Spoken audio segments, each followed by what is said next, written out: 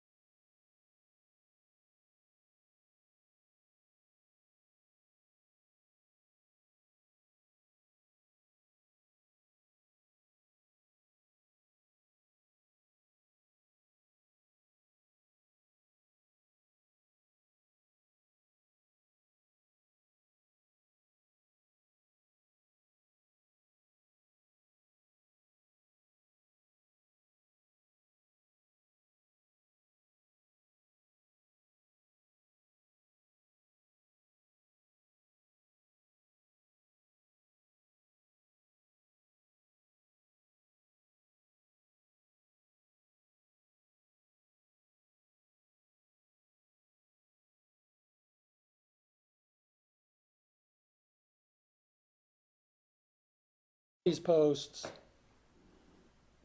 Mr. Foreman knew they were untrue. And that's the actual malice that you heard about. He doesn't have to hate people. He doesn't have to anything else. If he knows they weren't true, that's actual malice. For public officials, he can't do that, and he did. Now, these deputies asked the defendant years ago to stop these posts, to take them down. He didn't. He ramped them up. Freedom of speech. I can say what I want. Worse and worse. You'll see what they are before the trial's over. Now, I'm going to ask you to come back with me to the summer of 2022. Adams County, here in West Union, here in this courthouse, the sheriff's office downstairs. There's a group of deputy sheriffs, several of them. A lot of them were raised here in Adams County, lived almost all their lives here. A lot of them have had their whole law enforcement careers here in Adams County. Some of them left Adams County for a while but came back home here to be with the people that they know and know them. Some of them could have gone to the city, to Cincinnati or Columbus or somewhere else and made more money, but they stayed here in Adams County to be law enforcement officers, deputy sheriffs. They have wives, spouses, husbands, children, go to Adams County schools. This is where their lives are. 7 of those deputy sheriffs are here today. There's Randy Walters there on the left, Mike Eastep beside him, Lisa Phillips beside him, Sean Grooms beside him, Justin Cooley beside him, Detective Brian Newland beside him, and Sean Cooley, Justin's father, beside him. What brought them together was some information that Brian Newland came across in the summer of 2022. Some information that caused him to have to do something.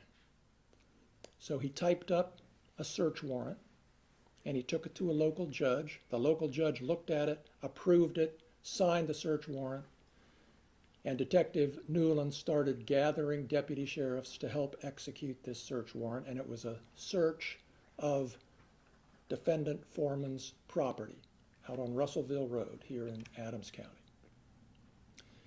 Detective Newland will tell you that any search like this is potentially dangerous, so you like to have as many people as you can. The deputies had guns, of course. A couple of them had rifles, which is normal protocol in a situation like this. And there were about 10 of them altogether who were gathered to execute this search warrant in August of 2022. And these 7 were some of those deputies. The evidence is going to show that they approached, well, the evidence will show, first of all, none of these deputies had any idea when they woke up that morning that they were going to be executing a search warrant. None of them had any idea that by doing their duties that day, their lives would be turned upside down.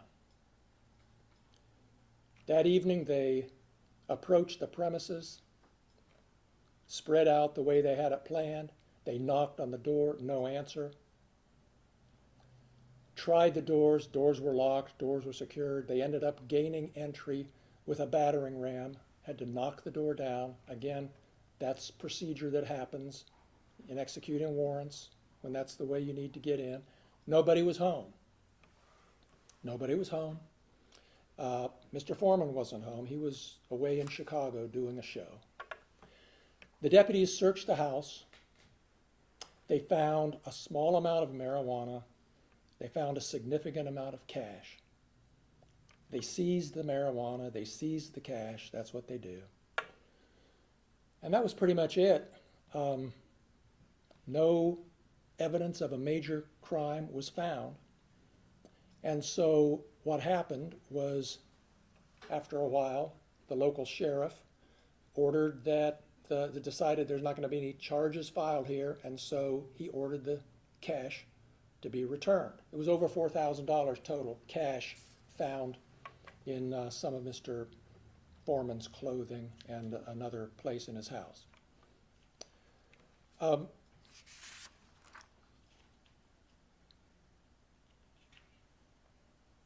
Shortly after that, shortly after the cash was returned to Mr. Foreman, he began claiming on the internet and every place he could that the sheriff's deputies had stolen $400 from his money, hadn't returned it. You're going to hear the evidence about that, and we're going to demonstrate to you that that's not true and that he knew it wasn't true. There was an independent investigation done by Claremont County, but that didn't keep him from continuing to declare that Brian Newland in particular and the rest of these deputies are thieves. Okay, that's just the beginning of it. Then he went beyond calling these deputies thieves. As I've indicated to you, he called Brian Newland a pedophile. Not called him, he posted it, published it all over the internet in various posts. He found a photo of Detective Newland from a shop with a cop event that Mr. Newland attended with little kids, disadvantaged kids, kids in the community, shop with a cop, get them to know law enforcement. Mr. Foreman found a photo of Brian Newland holding one of these children that he worked with. And Mr. Foreman blocked out the face and put a smiley face on it and posted this picture of Brian Newland, and it says, "Brian Newland is a pedophile. Watch your kids around this man. He likes to fondle little boys' testicles." Posted it all over the internet, not once, not twice, many, many times, seen thousands of times by people. People in the community started making comments to Detective Newland. His daughter came home from school crying because some kids had called their dad a pedophile. He used to coach cross-country teams. Some of the kids on his cross-country team started calling him a thief and a pedophile. He'll testify, he'll tell you that his daughters used to have kids over all the time. They like to hang out at his house and do things. After all this started, that stopped happening, like kids didn't come over. Finally, Detective Newland felt like he couldn't continue to work in Adams County anymore. Adams County was his dream job. He started here as a deputy, worked his way up to detective. This is where he wanted to spend his career, but things soured out. He couldn't stand working here anymore. He resigned his job from the Adams County Sheriff's Department and went to Cincinnati and now works for the Norwood police department. He commutes, drives every day because he felt like he can't work here anymore. Now, Mr. Foreman, as I indicated a moment ago, saved his most severe attacks for Lisa Phillips. Lisa Phillips worked as a resource officer in the Adams County schools for 18 years. She used to greet the children, including Mr. Foreman's children, when they were dropped off at school in the morning. Said hello to them, made them feel welcome. Mr. Foreman posted that Lisa Phillips likes to have sex with other women. He used other words. She ate my ex-wife just like pizza. Pussy, pussy, pussy, eating, blah, blah, blah, over and over, thousands of times on the internet. People saw it, people laughed, people from out of state, but people here in Adams County would sometimes yell at her when they saw her. Hey, Lisa Lickumlow Phillips, that was his nickname for her. Over and over. This has been going on for like almost 3 years now, folks. And it's taken a heavy toll on her.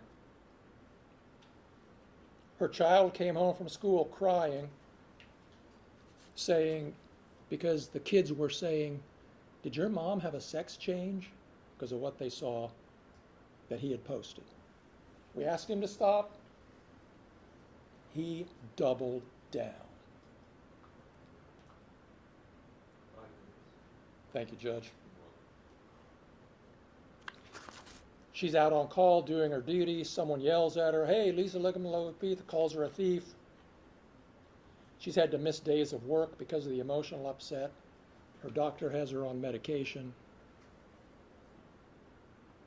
Because of this, because of lies. Just Friday, on the eve of trial, he published the most egregious thing you can imagine. I don't know if any of you have seen it. I think you will in this trial. It's basically pornography about Lisa Phillips. Mr. Foreman also targeted Deputy Randy Walters for special treatment. In several videos seen by thousands of people, Mr. Foreman declares, I used to fuck his wife. I used to fuck his wife doggy style.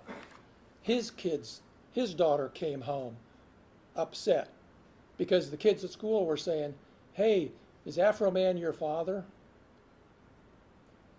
We asked him to stop. He didn't.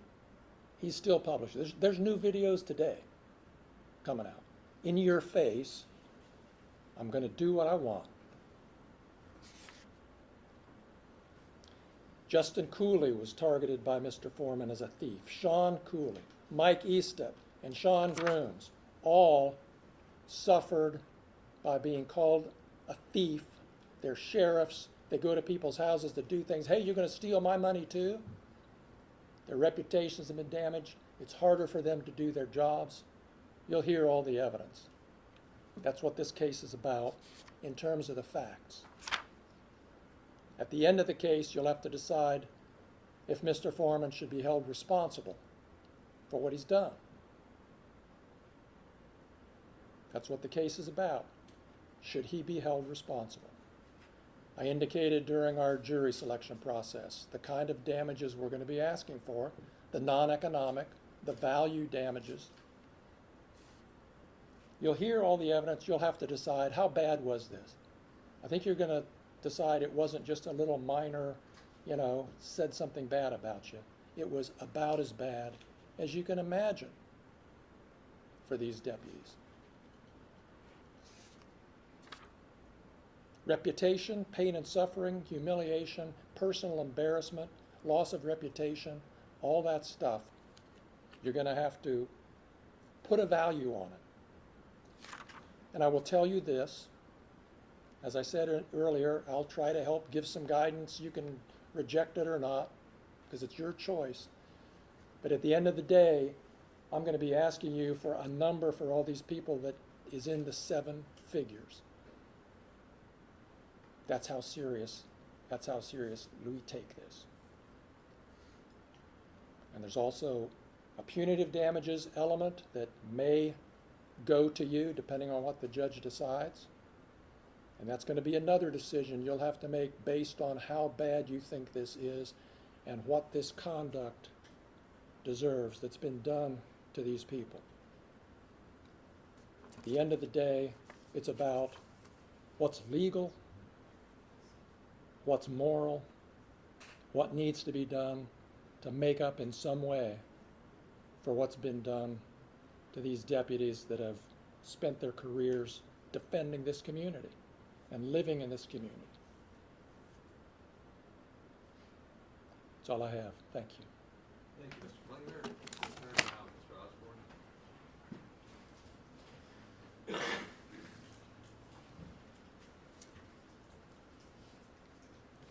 Good morning, ladies and gentlemen.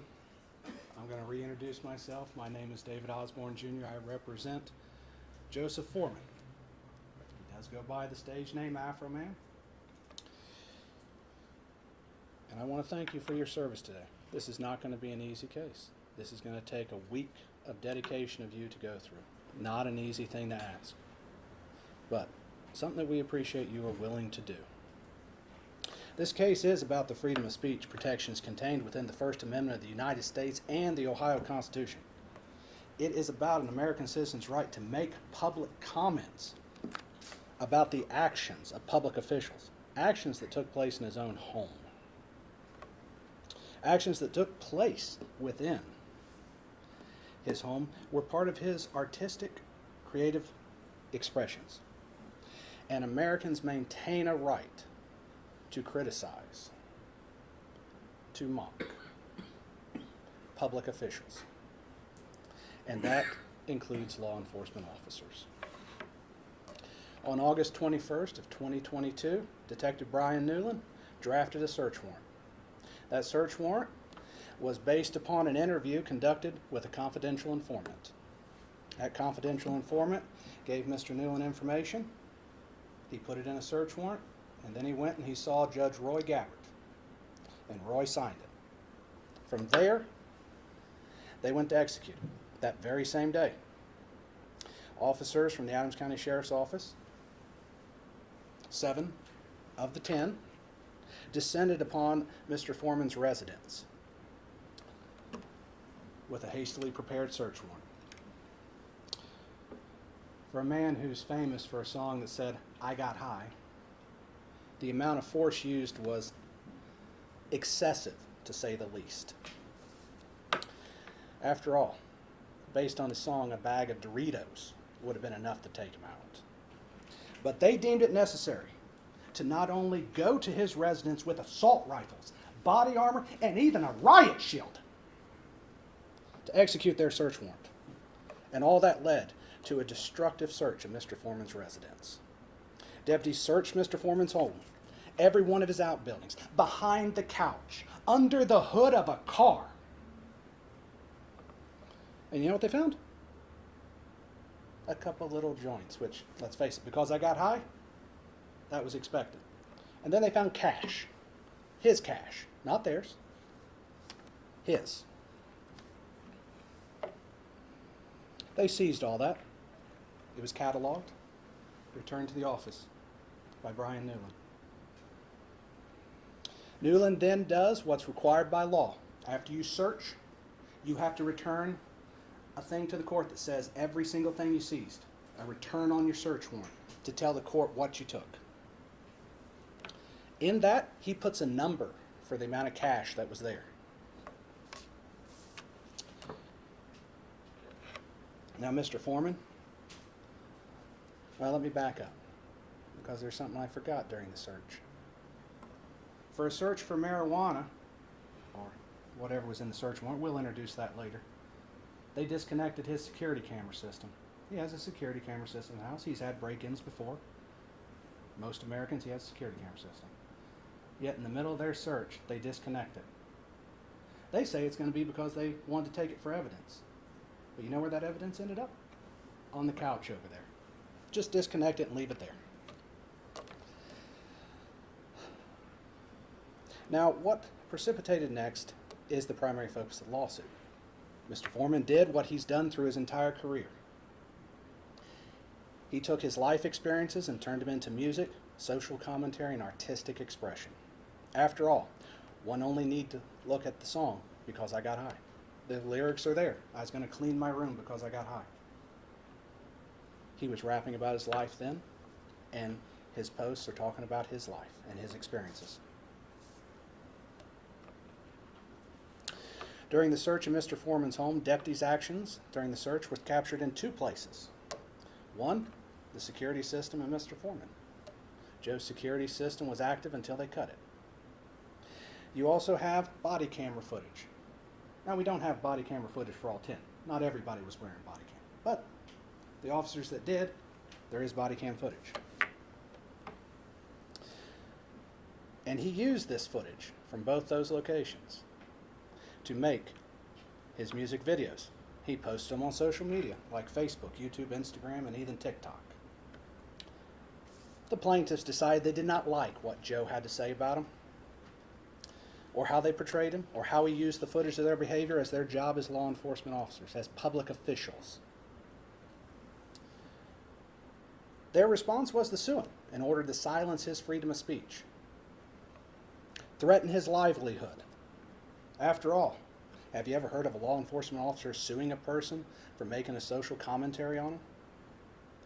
Or have you ever heard of an officer suing anybody because someone said they didn't like what they had to say? Officers deal with it all the time. I dealt with it during my election. You don't sue people. You respect the freedom of this country and move on. Because, let's face it, if we don't have freedom of speech, what else is there? 250 years ago, the founders of this great country wanted to limit the government's involvement and what government officials had power over to say. And that's why we have the freedom of speech we have today. Before we get to the evidence, I want you to understand this case started with a number of claims. Of them, 2 were dismissed by the court. Do not go there. Do not go there. You know and I know the jury doesn't need to know what's not there. I'm not hiding the ball. Claims filter out like they should. I gave the instructions, and you don't need to get distracted about what's not in front of you. Mr. Klingler talked about punitive damages, maybe, but you don't need to know that because we're not there. I'll tell you that if you need to know it later. There's a lot of things this case is not about. So he doesn't get to talk about what it's not about. It's only what it is about. Go ahead.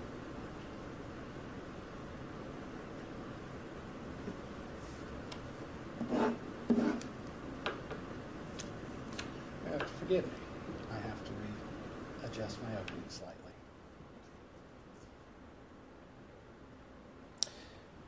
It should be noted that public officials, such as these gentlemen and Miss Phillips over here, are held to a higher standard than an ordinary person.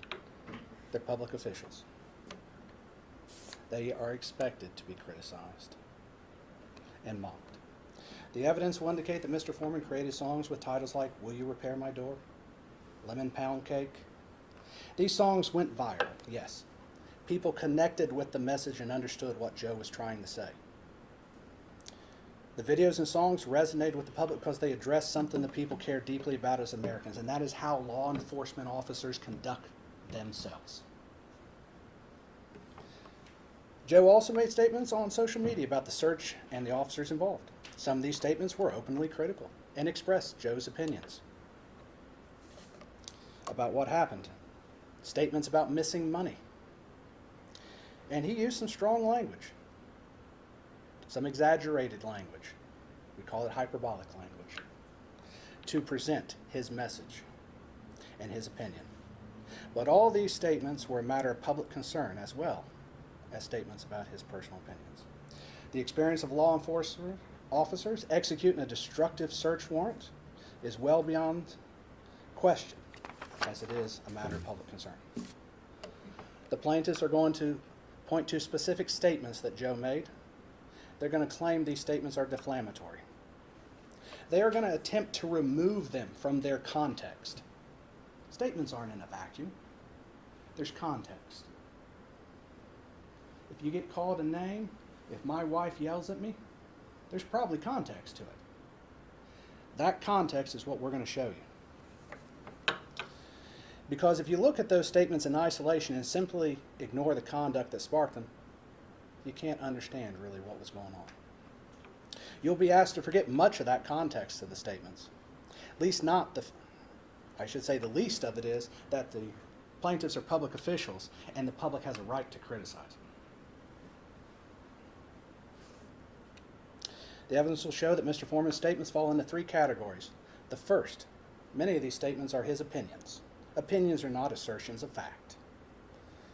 They are Joe's subjective views about his encounter with these public officials and the execution of their duties.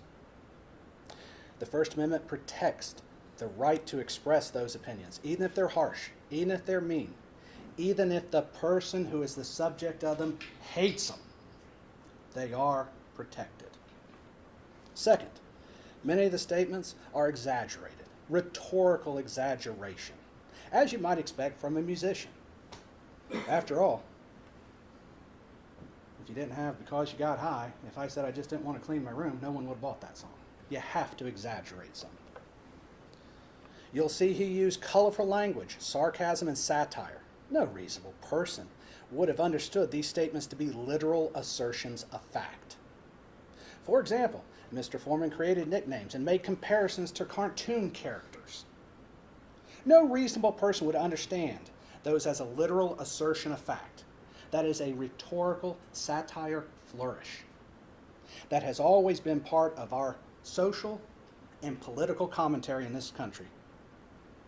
After all, pick up the newspaper, you're going to see a political cartoon making fun of somebody. Watch Saturday Night Live. They make fun of people all the time. They even made fun of Joe. It just happens. It's part of our freedom of speech and also Mr. Foreman's artistic expression. The third is the extent that any of the statements assert facts. They relate to matters of public concern. Matters of public concern are exempted. These statements address how the search was conducted, what actions were taken, and how Mr. Foreman experienced this as a homeowner with these people executing their hasty search warrant. Indeed, the public's concern for such issues is reflected in the viral response that his content got. The plaintiffs bear the burden of proof in this matter, not Joe. They must carry the day. They must prove every element of their claim.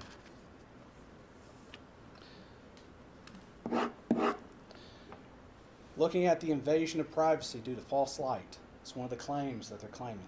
The plaintiffs must prove that Mr. Foreman portrayed them in a false light that would be highly offensive to a reasonable person. The evidence will show that he did not. He used real actual footage of them performing their duties, stuff in the public domain.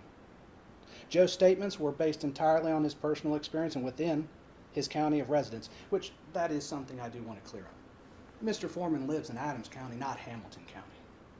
Mr. Klingler was wrong about that. So he is a resident of this county. Regarding the defamation claim, plaintiffs must prove that Mr. Foreman made false statements of fact, not his opinions. That's very important. Because we all have opinions as Americans. It's one of the great things about this country is we can share our opinions whether we like them or not. Whether they like them or not, they can hear my opinions. But they must prove those statements were not opinions. Because public officials, they must prove that Joe acted with actual malice rather than just simply exercising his First Amendment right. The evidence will show they cannot meet this burden. Plaintiffs claim that Joe portrayed them in a false light, but evidence will show Joe used direct footage from security cameras. We can see what they did. They executed the search warrant. It's all on camera. There's nothing false about showing them that way. There's nothing false about Mr. Foreman having opinions about how they did and them. However, when they executed that search warrant, that became a matter of public scrutiny. People could watch it. People could see what was done and form their own opinions. And they can share those opinions. And he has a right to create artistic expression based on those opinions, based on that content. The plaintiffs, it goes without saying that they don't like what Mr. Foreman said about him. But they don't have to. That's part of our right in this country. They don't like his commentary. They don't like his art. But the First Amendment does not protect speech that we like. It protects all speech within it. It protects commentary, criticism, especially on occasions such as this. It protects speech that I would not like. Speech I've suffered. It protects it. You may not like the speech you hear, but it's protected.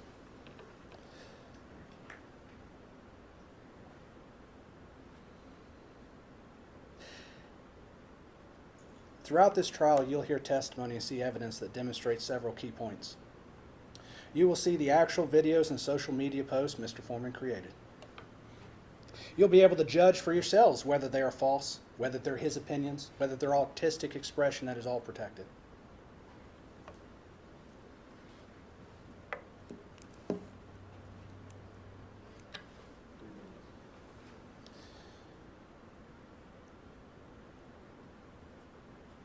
It's about the right to comment on criticize public officials without fear of retribution, without fear of getting sued.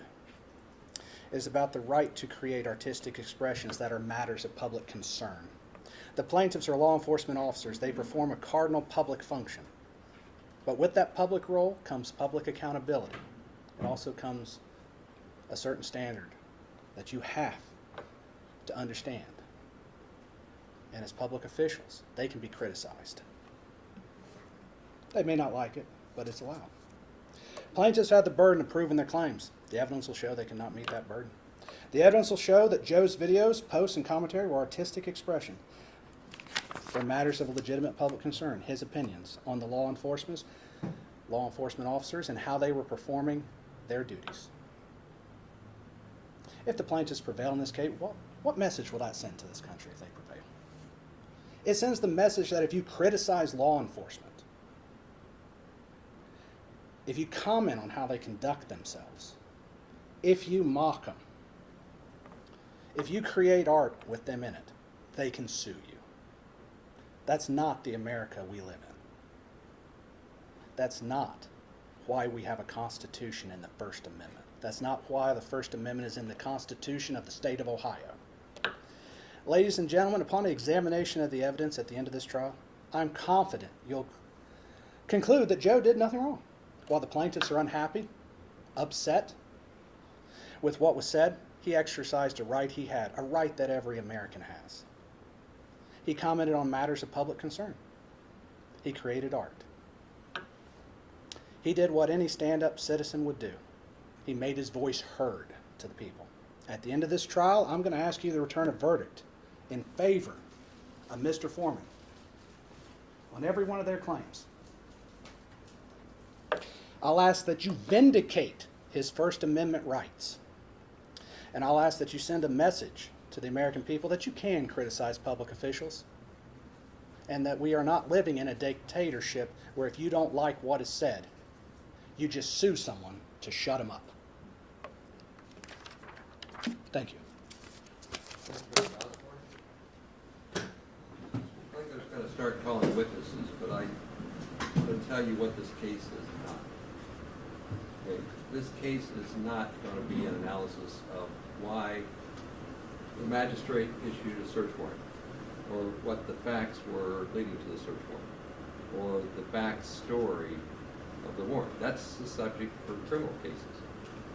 So the fact that there's a search warrant is what this case is about, not the backstory of it. Some years people talk about criticism of the why and the whole deal. That's not relevant testimony. We're living with, there was a search warrant, nothing backstory. This case is not about excessive force in entering. The court's already determined as a matter of law that it was not excessive.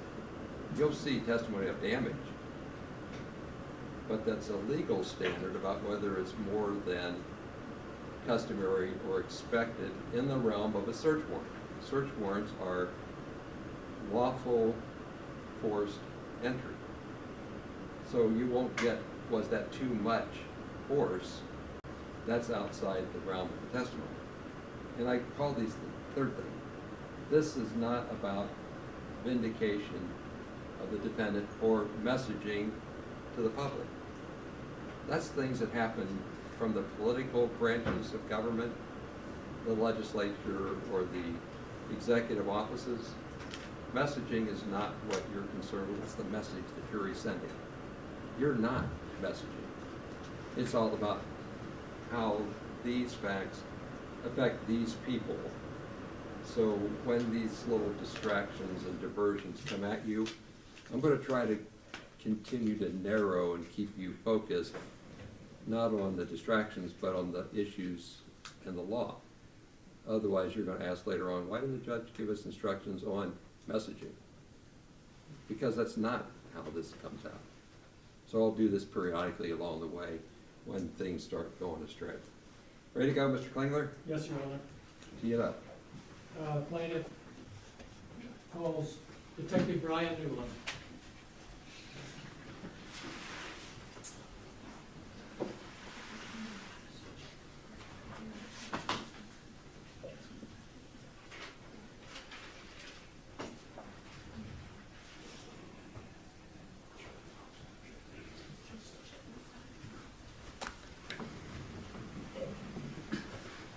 Raise your right hand.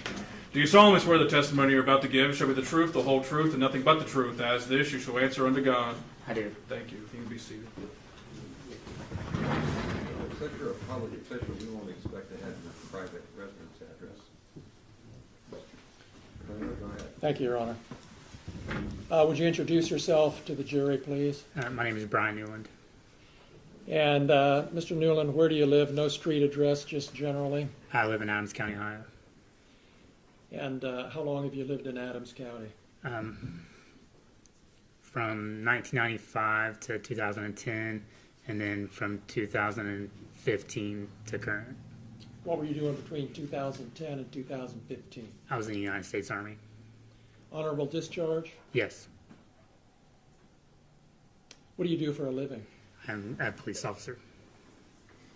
And when did you start in law enforcement? I originally started in law enforcement in 2014 And what position was that?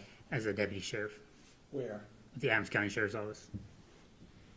And then how long were you a deputy in the Adams County Sheriff's Department? The Adams County Sheriff's Office was my first full-time job in law enforcement, and that was from 2014 until 2023. All right. And why did you become a deputy sheriff? After I got out of the military, I just wanted a job that I thought would be exciting, something different, so I chose law enforcement. Do you have family here in Adams County? Yes. Can you tell us who? All my family's here, my kids, my grandparents, my mom, my brothers, cousins, aunts, uncles. Did your children go to school in Adams County, or do they? Yes. You were involved in the execution of a search warrant back in August of 2022. Yes, I was. And I want to take you back to the night of August 21st, 2022. Were you part of a team that searched Mr. Foreman's home? Yes. What was your role in obtaining that warrant? I prepared the search warrant based off information I was provided, and then I met with the judge and the prosecutor at the time prior to serving the search warrant. And was a warrant approved? Yes. Can you tell us where what the subject of the search was? The property of the search. It was the residence of Mr. Foreman. I believe the address is 1699 Russellville Road. Okay, that's here at Adams County, correct? Yes.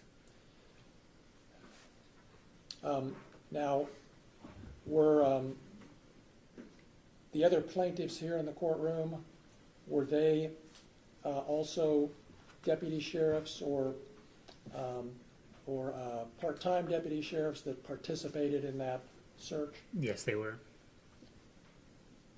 And was Mr. Foreman at home during the search? No. Were Mr. Foreman's children present during the warrant execution? No.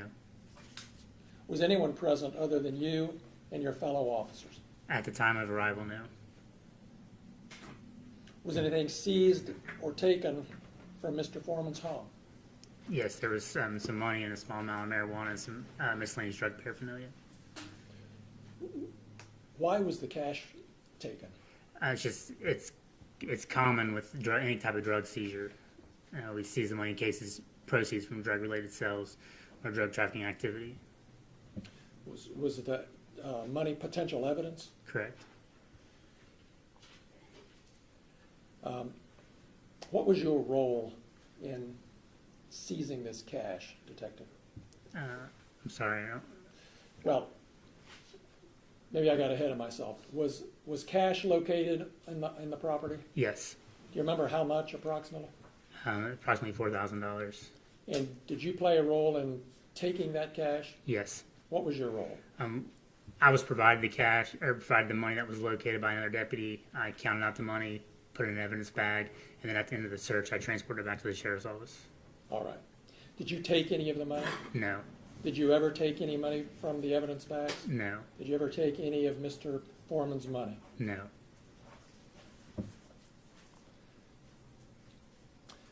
Was your counting of the cash recorded on your body cam? Yes. And have you had a chance to review that? I have.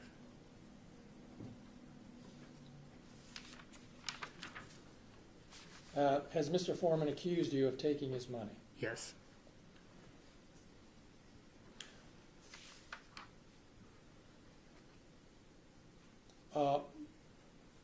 Are you aware that the cash was ultimately returned to Mr. Foreman? Yes. And can you tell us why that was? The prosecutor at the time decided that we're not going to pursue any current criminal charges, and the property was released back to him. Okay.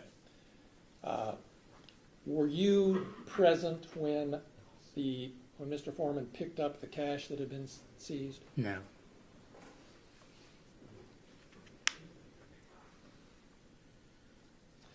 Do you know whether any press was invited to attend the return of this cash? I learned that there was later. Okay, but you weren't there. Correct. Can you tell us what happened when the money was returned to Mr. Foreman? Your Honor, I would object to that. He's already testified he wasn't there. Okay, let me rephrase it. That's fair. Was an allegation made that there was less cash than there should have been? Yes. And who made that allegation? I believe Mr. Foreman. How did you learn about this discrepancy? The evidence technician that releases property had called me and told me that the count was short. Tell us what you mean by that. The count was short. Just that there was more money listed than what there was inside, and that was less money was returned than what was indicated And where was this amount indicated? on the bag. On evidence bag? Correct. So I'm understanding you correctly. The amount of money that was indicated on the evidence bag was more than what was actually returned to Mr. Foreman. Correct. All right. And were you able to account for that discrepancy? I wasn't. No. What happened? Once the allegation was made, the sheriff contacted the Claremont County Sheriff's Office to conduct an independent investigation. Do you know whether an independent investigation was conducted by the Claremont County Sheriff's Office? Yes. And do you know the results of that investigation? They were to determine that I miscounted the money during my original count. All right. Did they conclude that any money had been taken? They said that there was not any money taken. Did that stop Mr. Foreman from continuing to claim you had stolen $400? No. Did he accuse anyone other than you of stealing money? He, at multiple times, he accuses all of being thieves. Do you know where he made these allegations? Instagram, Facebook, YouTube, social media. How did you learn about these accusations on the internet that you were a thief? Friends and family were sending them to me. Were the accusations true? No.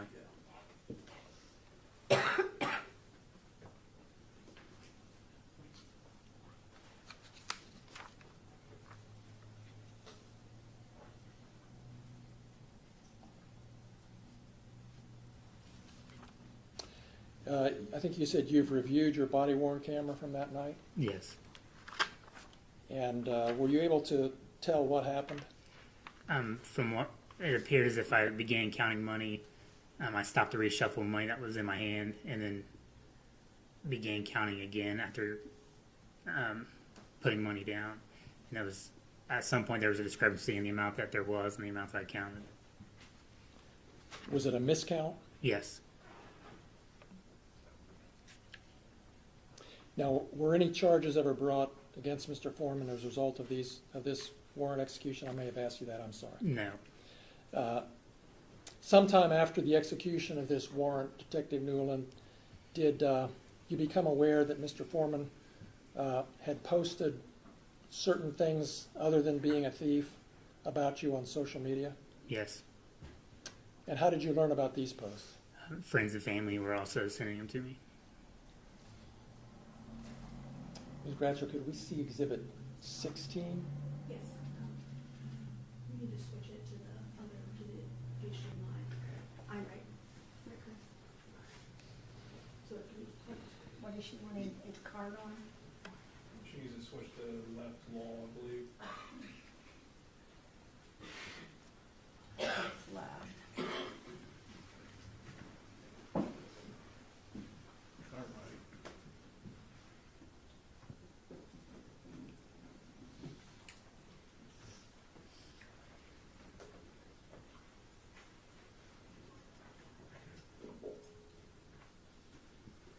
Bring the laptop up here. Okay.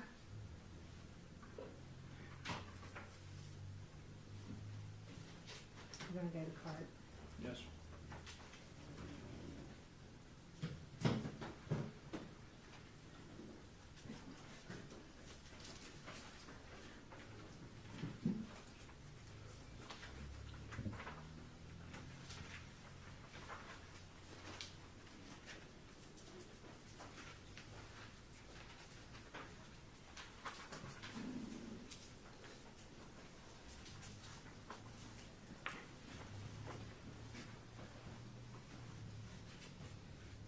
Okay, can we blow that up some?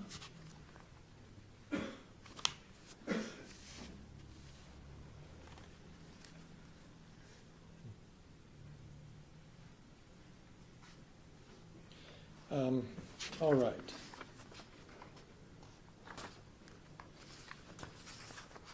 Detective Newland, we're showing Exhibit 16. Can you tell us what this is? It's one of the posts from Mr. Foreman that I was sent about me being a pedophile. And am I reading the date right? September 2nd, 2023? Yes.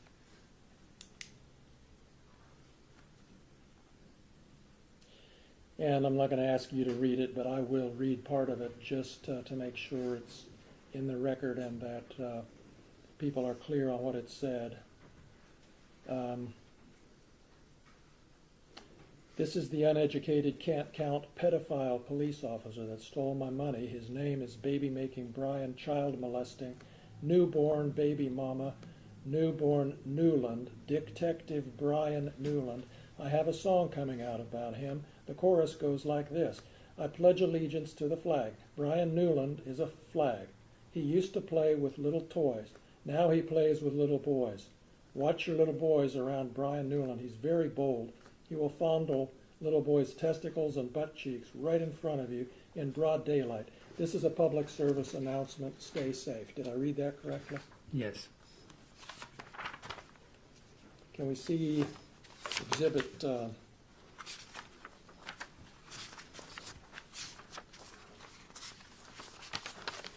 17, please?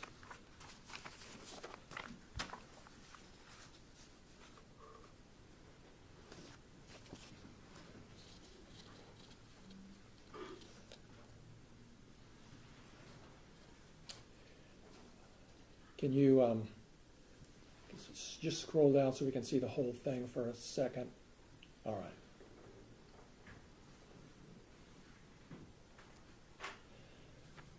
So I'm not going to read this whole thing, but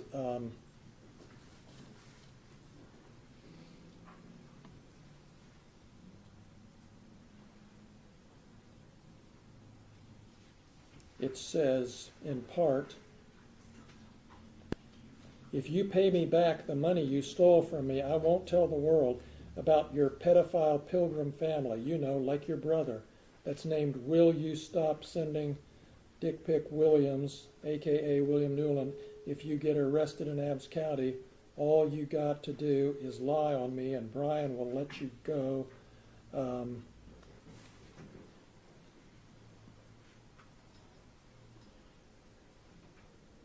And is that a picture of your brother beside your picture? Yes. And was your brother convicted of a misdemeanor? Yes. What was that? I don't recall what the charge was. It was a misdemeanor charge. It was a misdemeanor, correct? Did you have anything to do with that crime? No, I did not. Have you ever been accused or convicted of pedophilia? No.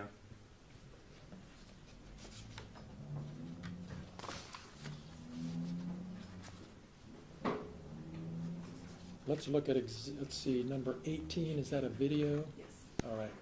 Shall we play the whole thing? Or what do we have, a clip? yes.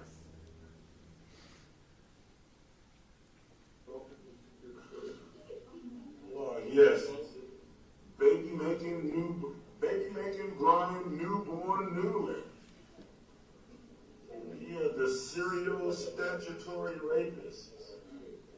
With the pedophile brother fired from the People's Police Station. Will you stop sending Dick Pic Williams?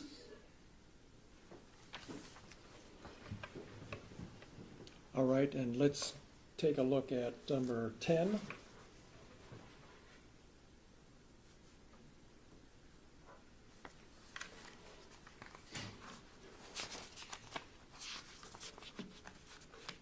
Is this a, yeah,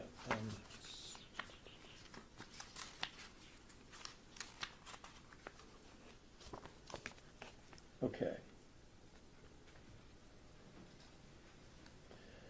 Let's see.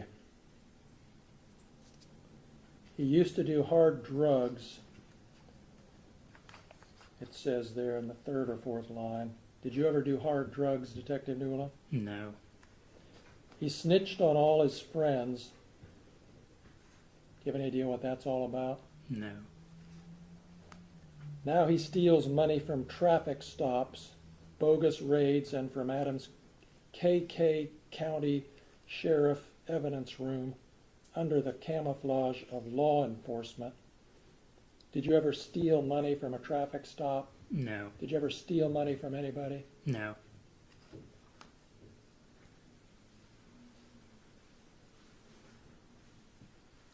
Then down below it says, baby making Brian Newland t-shirts on sale.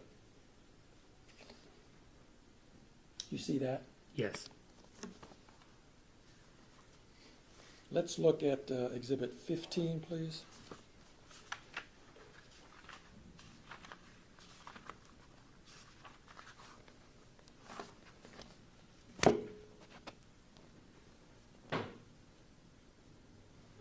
And can you tell, Detective, is this a picture of you at the entering the or somewhere in the property of Mr. Foreman during the search? Yes.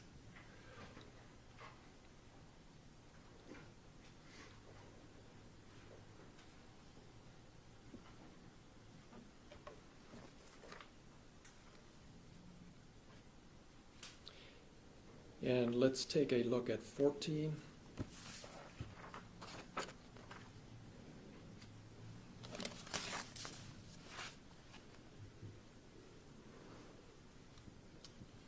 And do you know where this was taken? I guess you weren't there. It appears to be the inside of the interview room at the Adams County Sheriff's Office. Would that have been where his money was returned to him? Yes. And part of what it says is, when I went to get my money and we realized baby-making Brian Newborn Newland had stolen $400 out of the evidence money.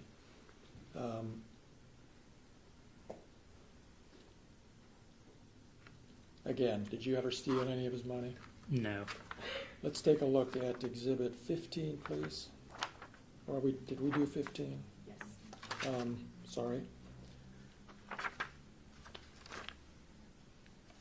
Number 2.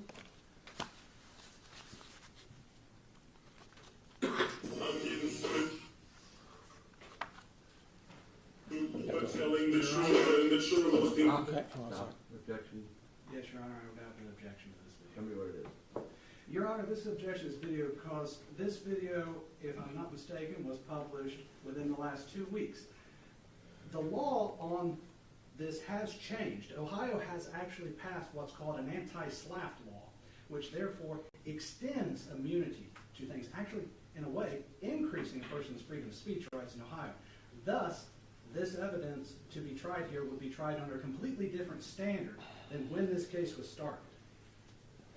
Comments, Mr. Clayton? That law doesn't apply to this case, Judge, or this evidence. Your Honor, it would apply clearly. He has no analysis other than say that I submitted a written brief to the court on this matter. I think that was submitted Sunday. So, like, I'll note the objection, overrule it, and allow it to be played. Got your objection down. Thank you. Thank you, Judge. Can you expand it a little bit or not? I cannot. So we can see the sign? Okay. Detective Newland, can you see what that sign says? Yes, What is it? Would you read it for us? they stole my money. Okay. Go ahead and play. Videos selling my truth and my proof. How can you take me to court when you stole my money and it's $400 short? You vandalized my property, and you filed a lawsuit properly. I'm a rapper, so I'm rapping. What? I can't talk about what happened. Videos I expose my cause. So what does that say? Sorry. What did you read? Could you read what that said? Yeah, Brian Newland stole my money. Brian Or Newland stole stole from my me. money. And that was just published in the last few days, as far as you know? Yes. Can we look at number 3, please? But telling the truth and the truth, posting videos, selling my truth and my proof. Okay, basis? Same basis on it, yes. Noted. Thank you. Go ahead. Can you take me to court when you stole my money and it's $400 short? You vandalized my property, I think that's enough a lawsuit for now. properly. I'm a rapper, so I'm rapping. What? I can't talk about what happened. Videos Okay. I expose my causes. And that was the same video, obviously. Does it tell where that was posted? It looks like this one is on YouTube. And the other one was Instagram? Yes. So 2 different platforms, same video. Yes.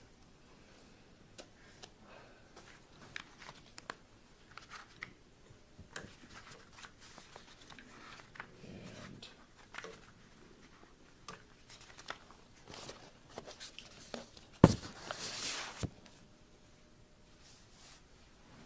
can we look at Exhibit 9, please?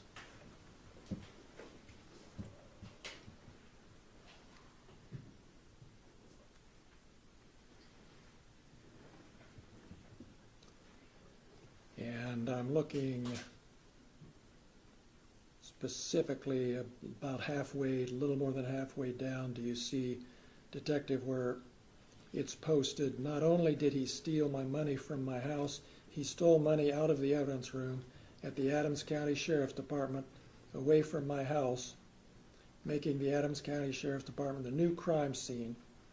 I'll just stop there.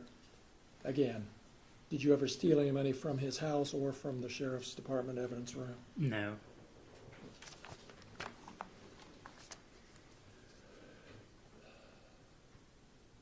What's the platform? Can you see what that one was, Detective? I can't see on here.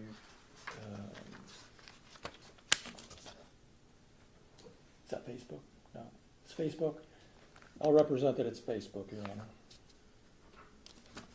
Thank you. Go ahead.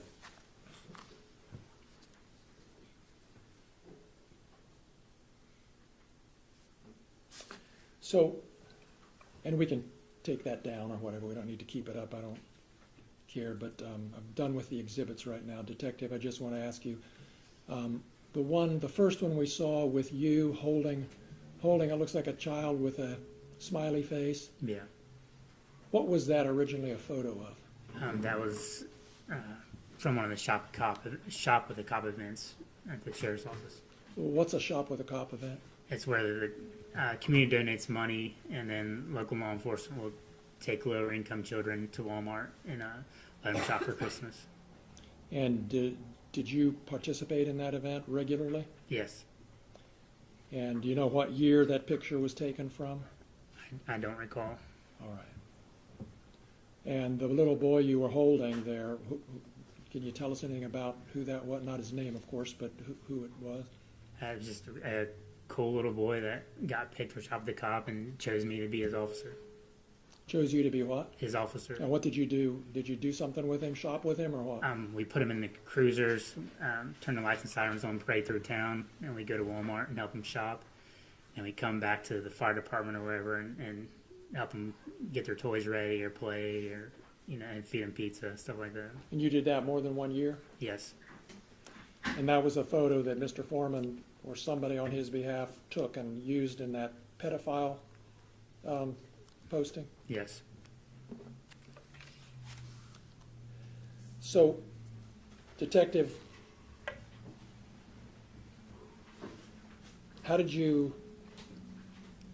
what effect did it have on you when you saw these posts that you're a pedophile? I was angry, sad, depressed, upset.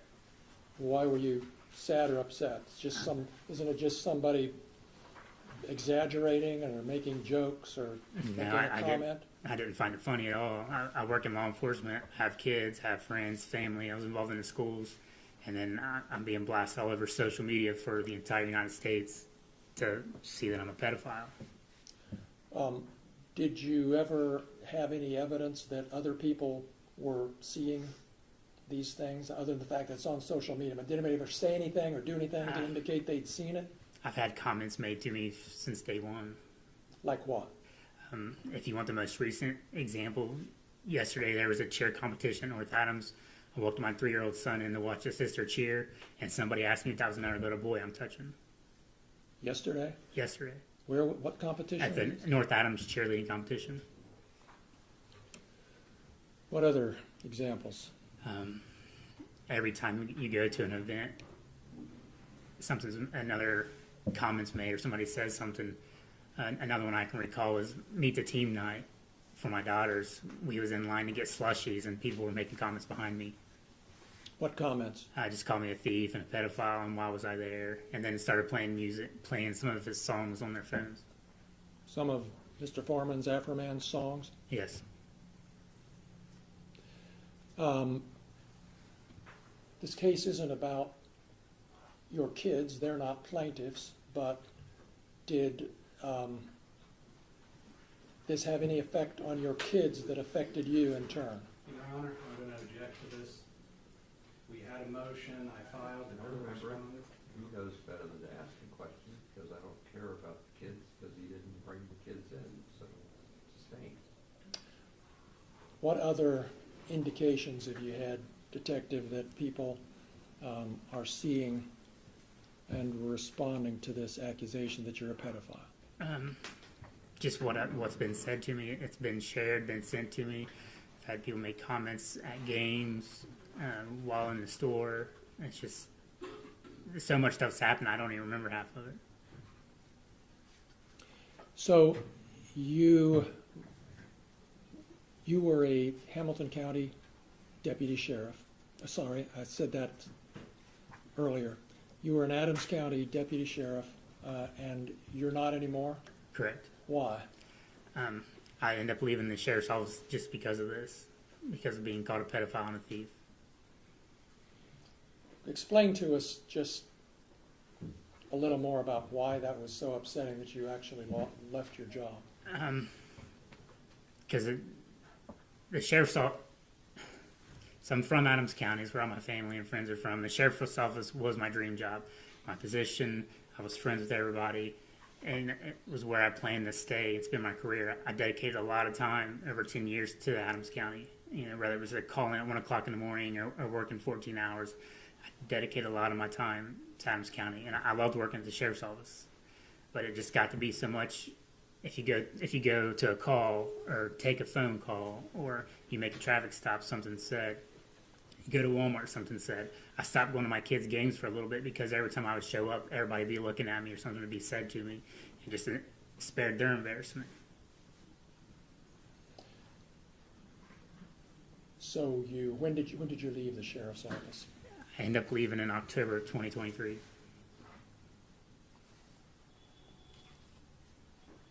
You have, do your kids' friends come to your house and hang out? They don't anymore. Did they used to? They used to have huge slumber parties, especially on their birthdays. They'd have 10 or 11 kids over, and essentially once this started, it stopped. I don't recall the last time my daughters have had a friend over, if they've had one ever since then.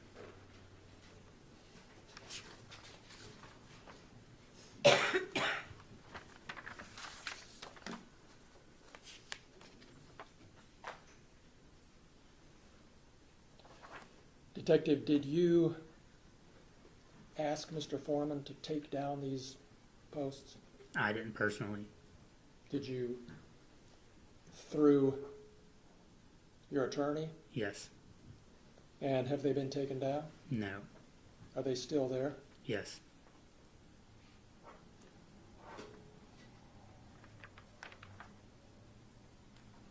Those are all of my questions. Thank you.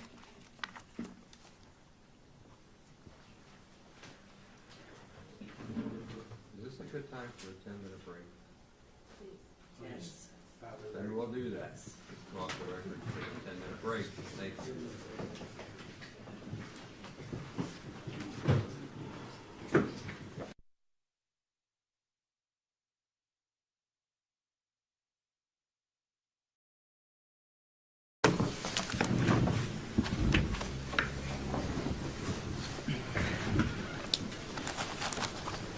So, Brian, you're still employed as a police officer, correct? Yes.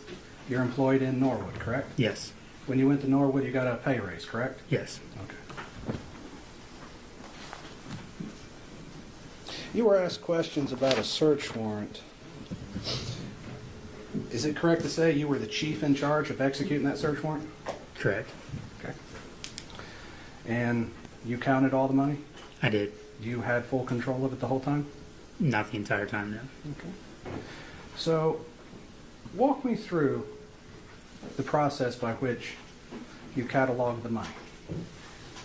So while we were conducting a search of the residence, another deputy located the money, I believe, in a jacket pocket from a suit. Okay. He handed me the money, explained to me where he found it. At that point, I start to count it in the same room. Once I count it, I collect it, put it in Evan's bag, and take it downstairs. Okay.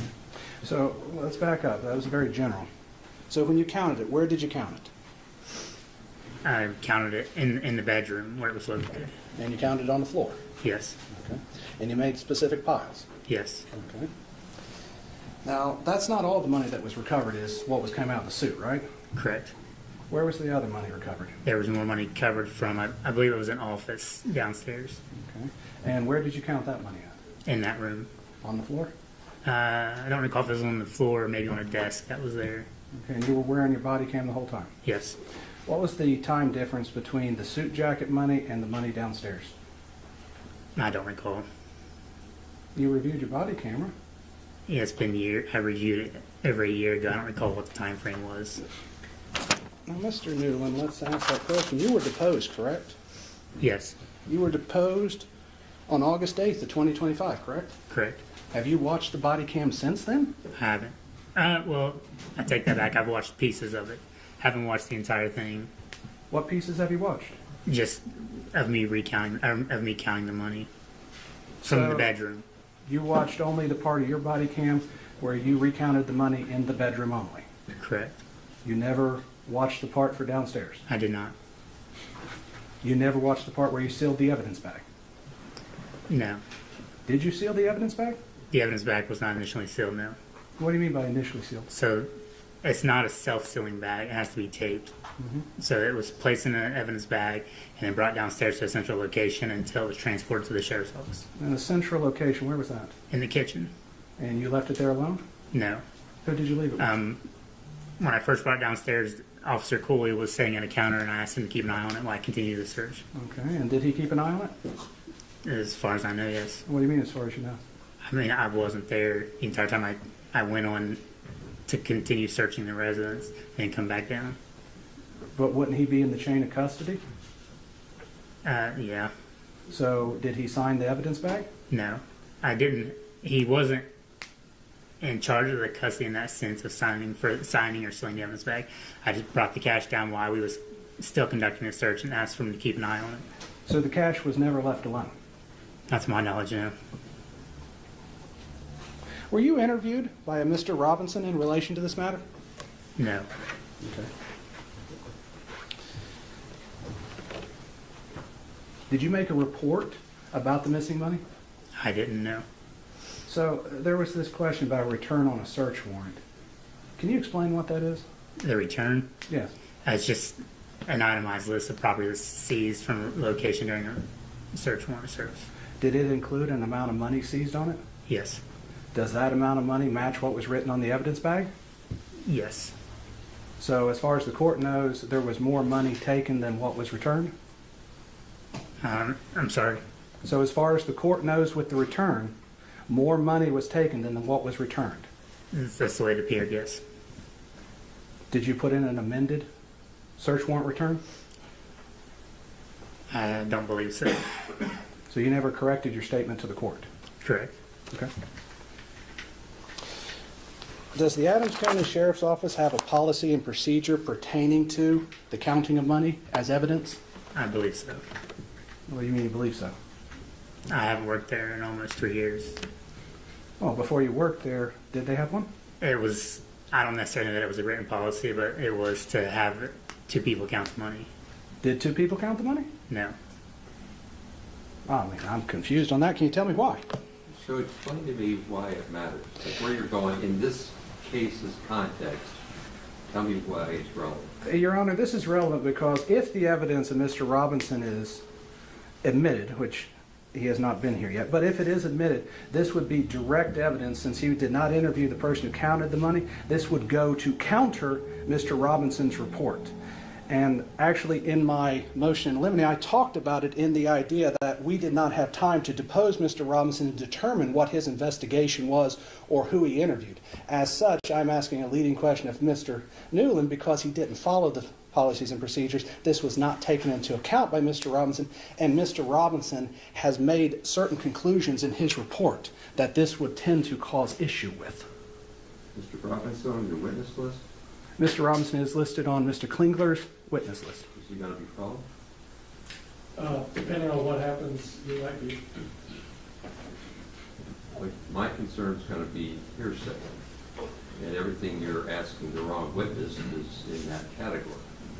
I get what you're doing. I'm just trying to follow the trail of breadcrumbs. I'm afraid I'm not understanding the hearsay argument, Your Honor.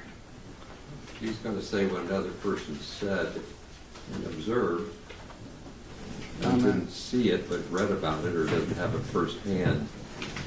He already said he wasn't involved in that part of it. I'm going to give you some room to work. I have moved past that. That's where I was talking about the policies and procedures, which would not be hearsay in the idea he should know No, I what they get are. that. I'm just trying to track where you're going so I don't miss the ship sailing.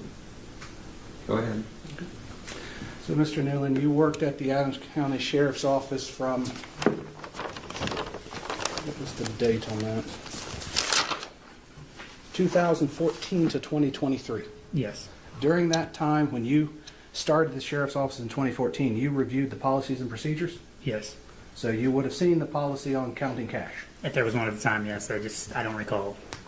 So you don't know if there was a policy at the time? Correct. Okay. So how do you know it was supposed to be counted by 2 people? That was the practice that we normally adhered to. It would be counted by one and then recounted by a second. Okay. And the second person would initial the evidence bag? No, it was just kind of like almost like a system of checks and balances, and then the seizing officer would still initial and seal up the evidence. This may sound an extremely stupid question. How many times did you count the money? I counted it one time. Why only once? I just, at the time, there was so much going on, I counted the one time, put it in the bag, and until we got done. Okay. So when you retrieved the bag, you never counted it again? Correct. Okay. Did you seal the evidence bag before you left? I did not. Did you seal the evidence bag at the Adams County Sheriff's Department? Yes, it was sealed at the Adams County Sheriff's Office. I didn't ask if it was sealed. I asked if you sealed it. Yes, I would have sealed the bag. Let's go back to the deposition of August 8th, 2025. Do you remember that day? Do Yes. you remember I asked you about the money? I remember their conversation about the money, yes. Oh. Do you remember I asked you if you sealed the evidence bag at that time? I don't recall you asking that. Really? Okay. Did you ask the sheriff to do an investigation on the missing money? I didn't know. Okay.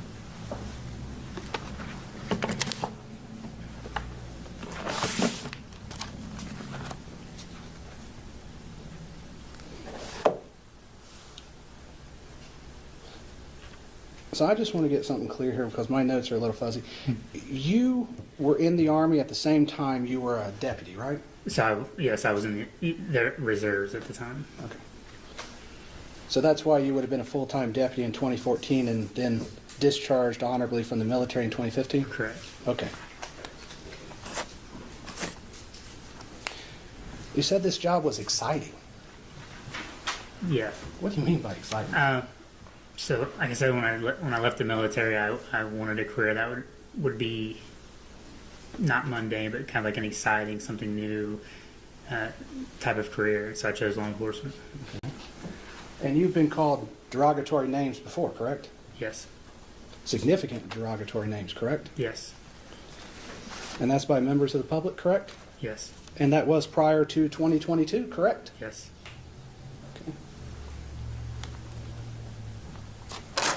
Now, you mentioned you have some brothers. Do you have a brother that worked in law enforcement? Yes. Was he the chief of Peoples? He was. Police? Why did he leave? Why does it matter? Your Honor, it has been brought up because one of the images has William Newland, and as you read through the post actually talks about Mr. Newland leaving the police department, so therefore I am building a foundation to show the truth of what statements are in there. Is that the reference to the plaintiff's picture you're talking about? It's a reference to one of his exhibits, yes. Give me a second, I'll tell you which exhibit. As long as it refers to that exhibit, I get where you're going, so you can keep going.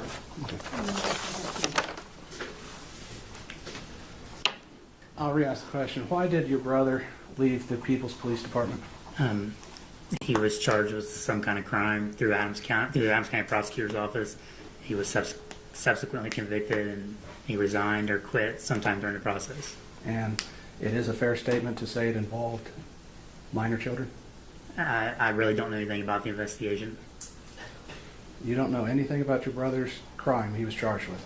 Just what I've seen on Jail Tracker in the past. So you're not close to your brother? I'm not, no. Okay. Are you close to your family then? Yeah, most of my family. Then why not your brother who's in law enforcement? Well, we were both in the Army at the same time, separate parts of the world.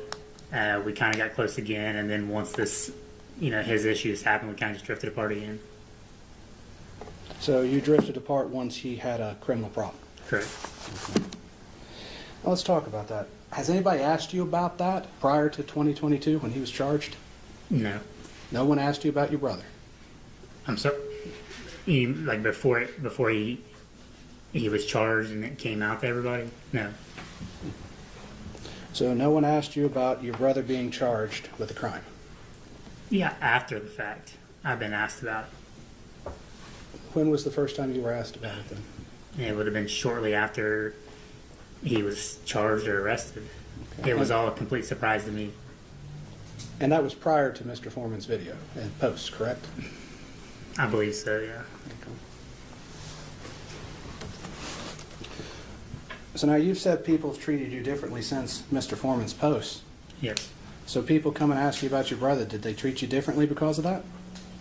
It was just on a smaller scale. I was asked about it, and then that was it. It wasn't shared, and I wasn't put in music videos and everything else because of that reason. But your brother's criminal charge and everything was in the front page of the local newspaper, correct? Yeah, So everybody in Adams County knew that your brother was charged. correct. And so did people treat you differently at that time? No, Not at all? no. Why didn't they treat you differently? That'd be a question for them. Okay. Would it be because they knew you? Since he said he doesn't know, you shouldn't ask that question, strike it. You want to strike the question? Move on. Thank you.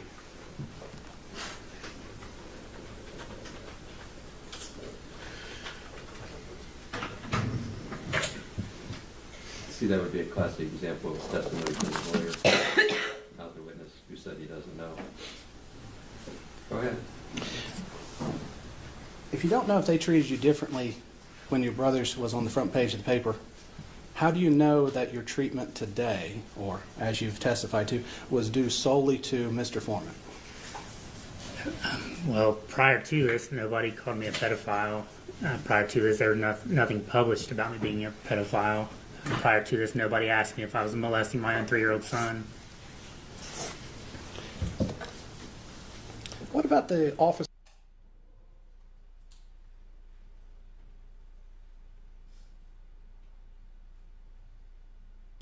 Let me rephrase the question. Did the officers that you work with at Norwood put up a picture or an image of Mr. Foreman on your computer? Yes. Did you ask them to take it down? No. Did they think it was funny? Yes. And they're in law enforcement? Yes. Do they think any different of you because of this? I don't know. They don't treat you differently? I don't really, I mean, I work with them, but I don't really associate with them. I go there and I do my job and I come home. When you interviewed for the Norwood Police Department, they never held anything Mr. Foreman said against you? I don't believe so, no. Okay. Would it be fair to say it did not affect your professional career then? Oh, it absolutely did. How so? Even if I move locations from Adams County to Cincinnati or to Los Angeles, people still ask if I'm a pedophile. People still ask me what it's about. People still ask me if I'm a thief. But the people you work with do not ask that, correct? They don't ask me, I know. When you were interviewed, your future employer never asked you that question. No. So then when you say it damaged your reputation, you're only referring to people in the public, correct? No. That's just what people in the public is what I know. Maybe people do have bias against me, in law enforcement. I don't know. Okay.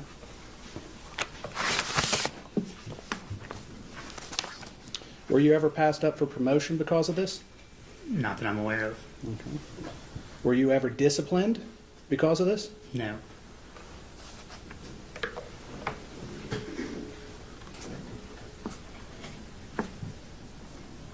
And you agree while you're out in the public, people are seeing you perform your law enforcement duties? Yes. And based upon what they see, they will make comments about you, correct? Yes. So how you perform your duties reflects on your reputation? Yes.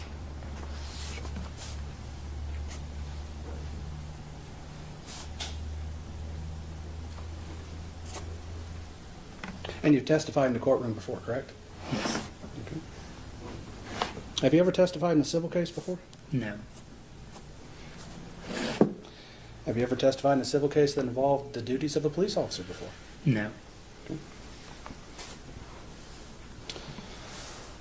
You've had citizens comment on your execution of your duties before, correct? Yes. Not all those comments have been positive, have they? Correct.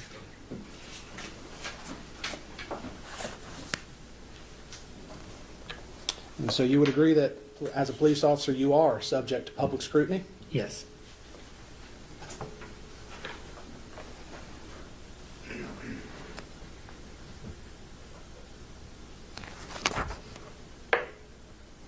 And you've never sought to keep your status as a law enforcement officer secret? No.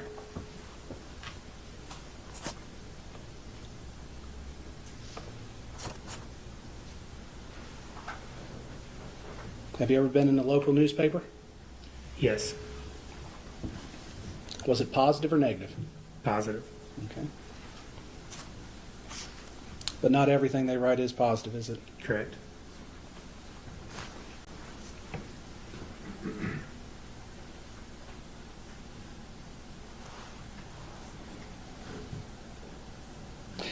As you've said that people can comment on your execution of your duties as a police officer, did you follow the procedure correctly in execution of the search warrant?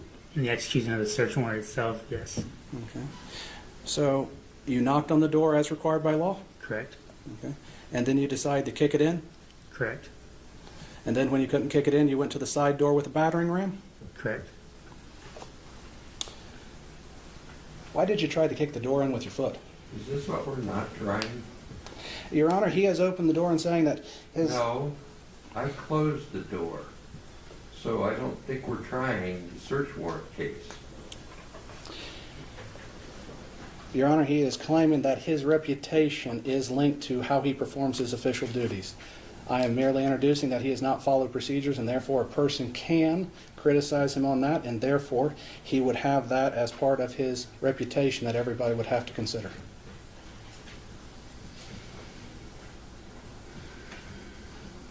We don't have any standard against which to measure that, which is the whole point. Mm-hmm. So how are we going to get a standard against which to measure that? Otherwise, you get a dance in the tea patch. I said we're not dancing it. If we can't present that he hasn't done his job correctly and that that would reflect negative on his reputation, then I don't understand what we would be presenting that, because his reputation is exactly what he is claiming is damaged. It is the very issue that they're going to ask for money damages about. Do you have an expert that's going to say there was a violation of the search warrant process? No, we're just going to introduce the policies and procedures in place at that time. There are some? There are, yes. Well, then put the foundation out there first. Like my prior decision, made that clear. I'm trying to work with you, don't get me wrong, but I'm pretty good about staying laser focused.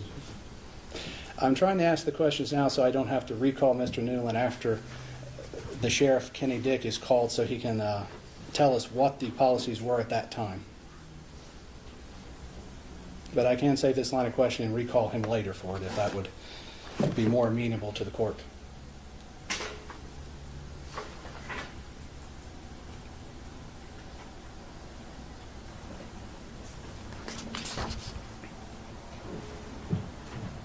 I don't see policies and procedures on your witness list.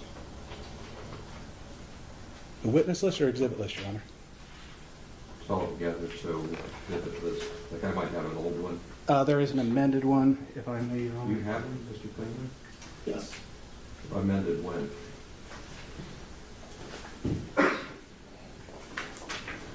Mine dated March 12th, so if you amended it on Friday, I might be out of date. March 12th. I have an amended witness list. I don't see Sheriff's Office policy and procedure. Policies and procedures for Adams County Sheriff's Office. So that's isn't the whole policy procedure manual? Yes, Your Honor, although we're going to try to tailor it to just what's relevant so we don't have an entire manual. And Judge, we stipulated to the authenticity of So that comes in. that document, so I don't think you need a witness to come in and authenticate it. Keep her going then, Mr. Osborne. I would note I would need I'd need Mr. Dick to come in and say they were in place at the time, as Mr. Newland can't remember that they were in place at the time. We might be able to stipulate that.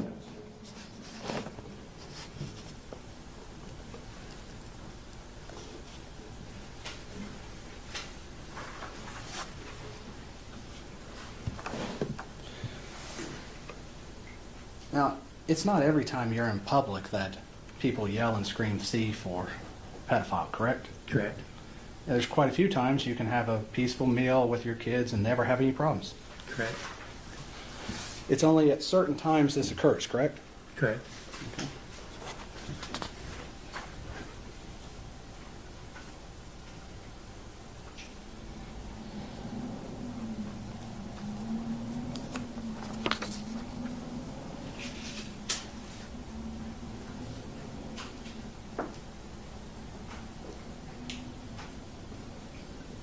Have you ever been accused before of stealing money from traffic stops? Yes. It was not Mr. Foreman that accused you, correct? Correct. Okay.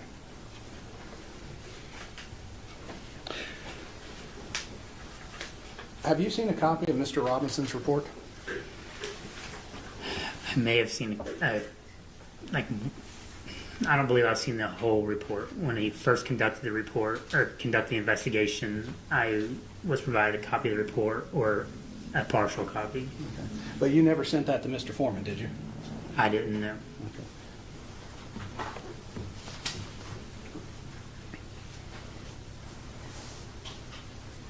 You would agree if someone called someone a baby killer, that would be an exaggeration? I'm sorry. If someone called someone a baby killer, that would be an exaggeration, wouldn't it? Yes. Nobody would take that seriously, correct? I'm sure somebody would. So when you talk about your reputation, are you talking about your reputation only in Adams County, or are you talking about it in the whole world? My reputation in general. Adams And what- County, Hamilton County, the entire world. The entire world. So you care what people think about you in Australia? When it affects me and my job, yes. How does Australia affect your job?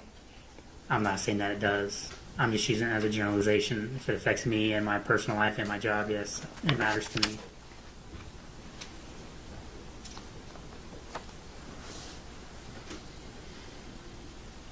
Now you're claiming that by being called a thief, you were painted in a false light. Yes. And what exactly does that mean? That I was being painted in a false light. You've been accused of stealing from traffic stops before. So being accused of stealing in traffic stops before was when money was seized and forfeited by the courts and no longer returned, and I was quote unquote called a thief. Okay. Never to this extent. Okay. Never to this broad, you know. But you would agree there is some similarity here. Money was seized here too. Correct. Okay.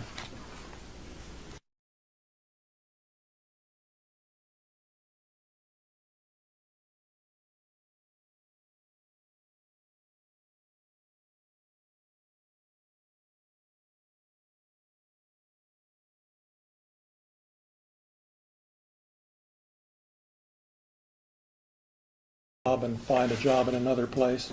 No.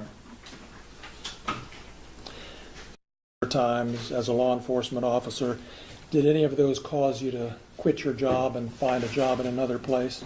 No. You said, I think, that some officers in Norwood posted, was it a picture of Afroman, of Mr. Foreman, on your computer? Yes. Did they post a picture of the accusation that you're a pedophile? No. As a public official, you're subject to scrutiny, I believe was Mr. Osborne's question, and you agree with that, correct? You're subject to scrutiny. Yes.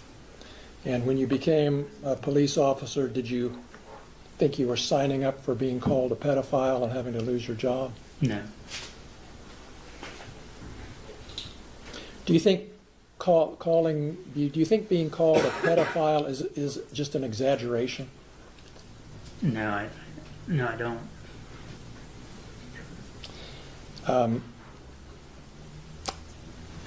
You got asked a question about your emotions and whether or not you've seen a doctor, and I believe you said you haven't. No.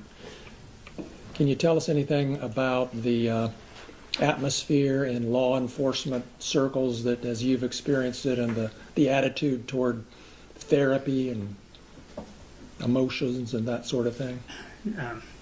There's a stigma on seeking medical help or seeing a doctor or taking therapy. You just expected to take it and move on, you know, and it's all fun and games, kind of like, you know, them posting that picture on my computer. I didn't find it funny at all. but they did. Like it's just that stigma, around law enforcement in general. So you've been dealing with this by yourself, as you say, without medical help. Yes. Those are all my questions, Judge. Thank you. Thank you, Mr. Osborne. Thank you, Mr. Klingler. Thank you.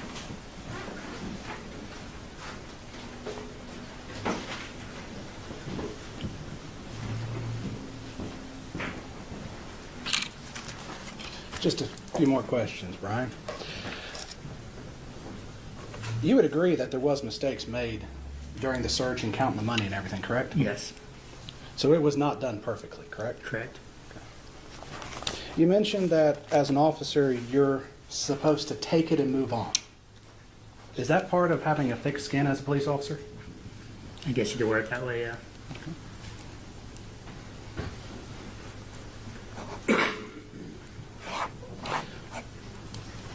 Is it correct to say that the officers at Norwood found it funny, but you didn't? Correct. So some people find things funny that you don't find funny? Yes.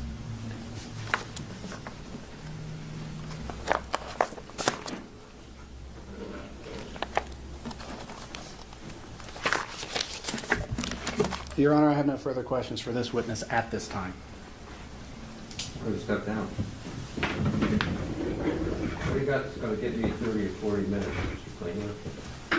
Our next witness, Judge, is Lieutenant Lisa Phillips.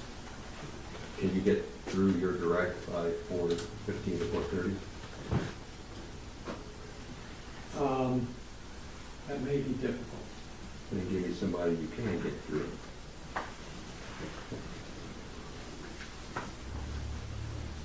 I think I can get through my direct, Judge. That's the goal. Thank you. Let's go.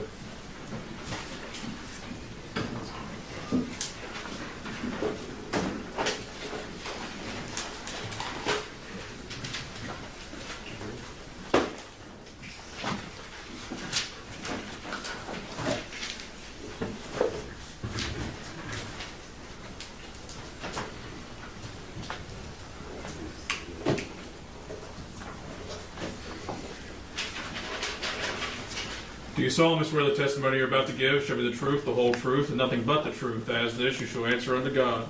Yes, sir, I do. Thank you. You be seated. Go ahead, Mr. Klingler.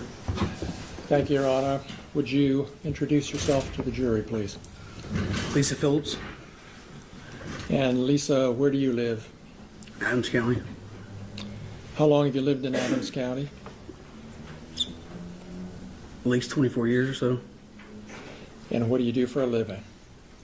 I'm a deputy sheriff. When did you start your career in law enforcement? 2001. And what were you doing at that time? I graduated high school in 2000 and went to the police academy, Well, what academy did you go to? Greenfield Police Academy in Hillsborough. And how long have you known you wanted to be a police officer? Since I was a kid.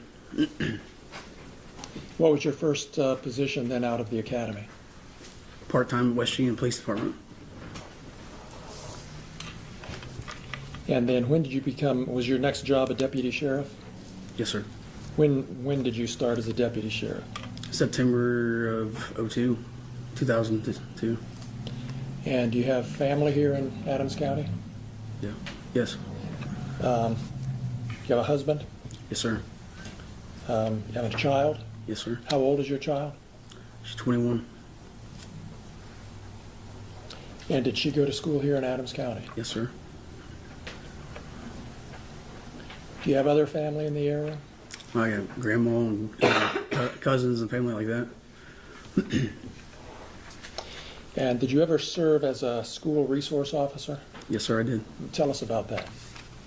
I took the job full-time at the sheriff's office as a school resource officer. Is what I started off as, deputy sheriff, school resource officer. Then was there for the kids, keep the kids safe, out of any kind of danger. I also was there for the kids, as far as, bonding with the kids, and keeping them, as far as like way of life, just you need somebody else to be there, Sometimes they need somebody to talk to. I did that quite a bit. And did you sometimes greet the kids when they got dropped off at school? In the morning, I directed traffic at the school. And did you have occasion to know any of Mr. Foreman's children? I don't know him by name, but I have let him out of the vehicle before, or not let him out, but greeted him.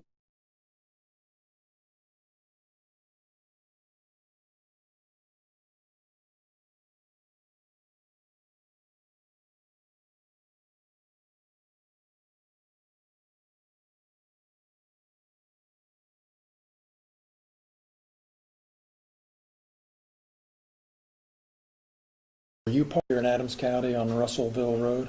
Yes, sir. And how did you come to be a part of that warrant team? I was called in. I wasn't actually working.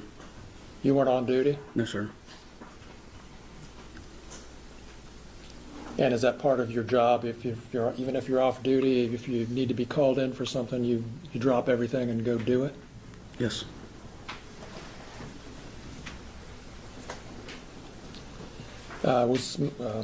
Was Mr. Foreman home during the warrant execution? No, sir. Were any of his children present? Not initially. Did you see any of his children that night? In the vehicle with their mother. Just to clear that up, can you tell us what happened? Come in the driveway, and I was on the outer post of the house as far as like the perimeter area, and she pulled up with the kids, and I went over and spoke with her, and I told her it probably wouldn't be good for the kids to see us, you know what I mean? So they wouldn't be there to Do you know be whether upset or anything. Excuse me. Do you know whether the children live there, or do they live somewhere else? They live up the road. I mean, up down the road from there. With their mother? Yes. So then, did they leave, or did the children never went into the house or anything? No, sir.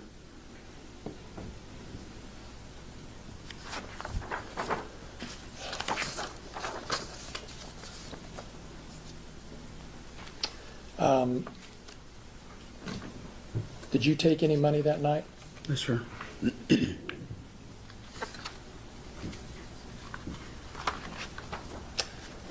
Sometime after this warrant was executed, did you start becoming aware of things Mr. Foreman was posting about you on the internet? Yes, sir, I did.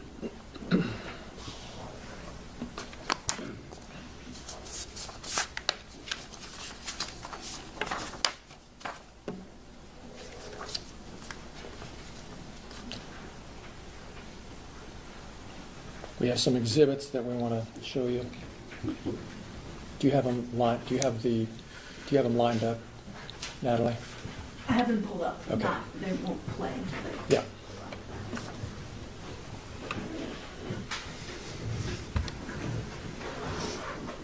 Let's go to the first one. Is that the order that we put them in? I have the order. Okay.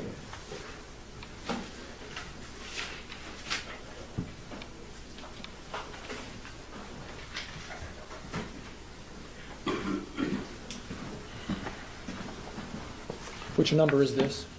This is number 19. Thank you.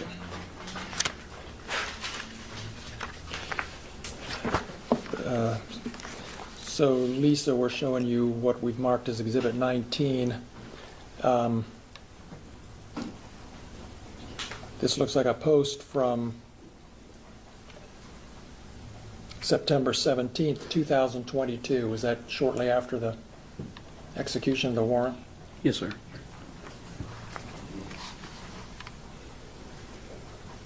Can we blow it up just a little bit?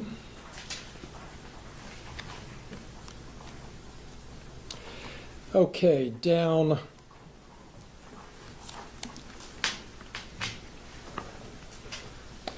near the bottom of that first paragraph, just go down a little bit more, right there.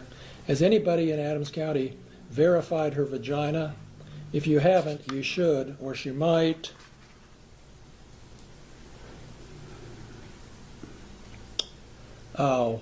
Whoop out something bigger than yours.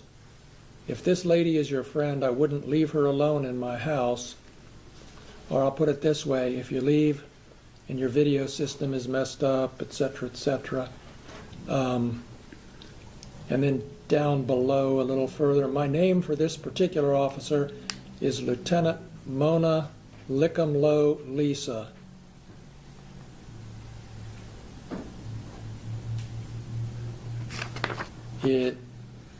When did you first see this posting, if you recall? Shortly after the warrant. That was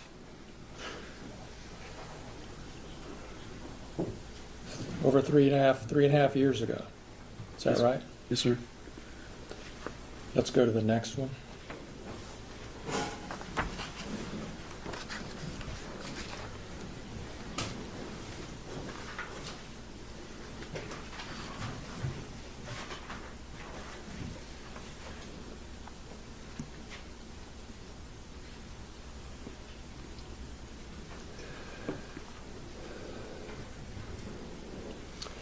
And you see here, it says disconnect after stealing my money. What's the number?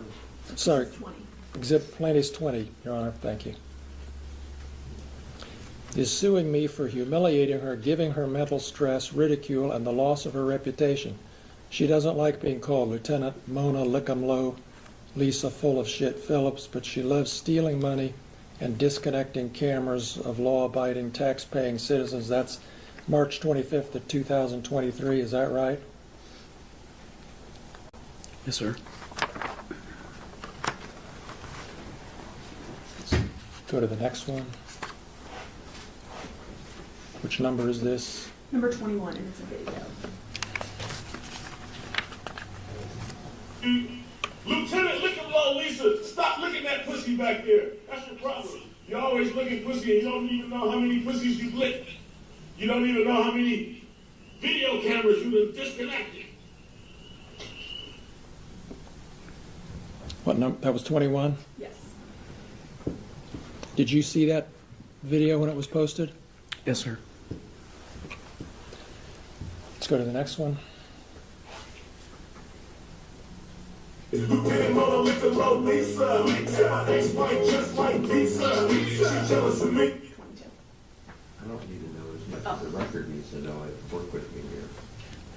Go with it. 22. 22. Lieutenant Mona Lickumlow Lisa, my ex-wife just like Lisa. She jealous of me and my love chill. That's why she disconnected my camp. Was that the same one over again, or was that a different one? That is number 22. That's the same- 22. Yes. Same one, all right. Lieutenant Lickumlow Lisa ate my ex-wife just like pizza. Is that what you understood that to say? Yes, sir. Let's go to the next one.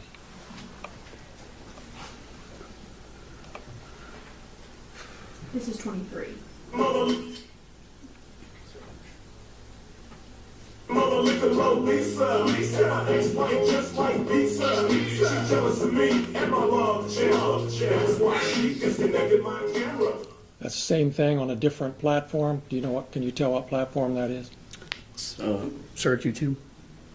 And the other one was Instagram.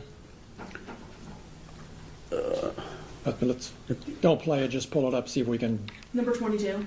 It's Number YouTube. 22. Yeah. There's YouTube. Lickumlow Lisa. That's Is that 22 again. that's YouTube? Yes. I'm just trying to figure out which two platforms. Were they both the same platform? Do you want me to go to the next? Or both of those are both YouTube. Oh, okay. And then there's more exhibits of this. Yes. I don't know why we had two of the same one, but I'm sorry. Let's go. You can Can turn. we stop here? So, for the record, are we saying that Exhibit 22 and Exhibit 23 are duplicates? They are not duplicates. They are postings of the same video. One was posted on October 4th, 2022. One was posted on October 23rd, 2022. They were posted on his YouTube account on two separate occasions. One is like that. Can we clear that Thank up you. for the record, Your Honor? I think we just did. I don't Thank know you which for- one was posted when. No, I get it. Yeah. You're thinking like I'm thinking. Go ahead. Thank you, Judge.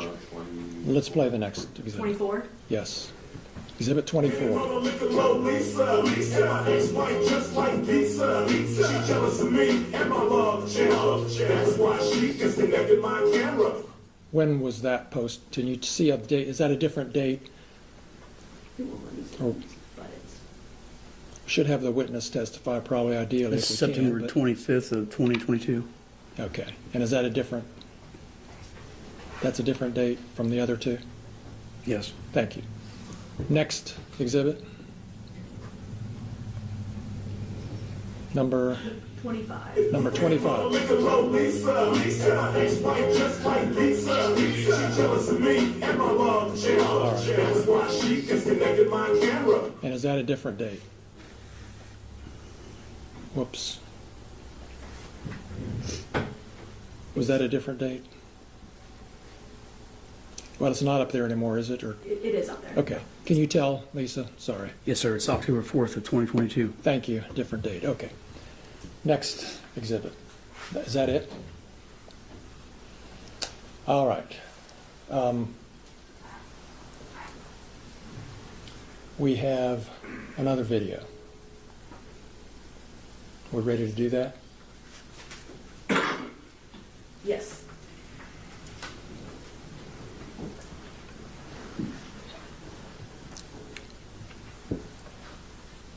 Sorry. I'm just assuming I'm going to object. Yes, to the second one, you're gonna because I object think to This this. is the one I'm going to renew my objection on. So don't play it, just tell me what it is first. What is this? This is a video that was posted, I believe, last Friday.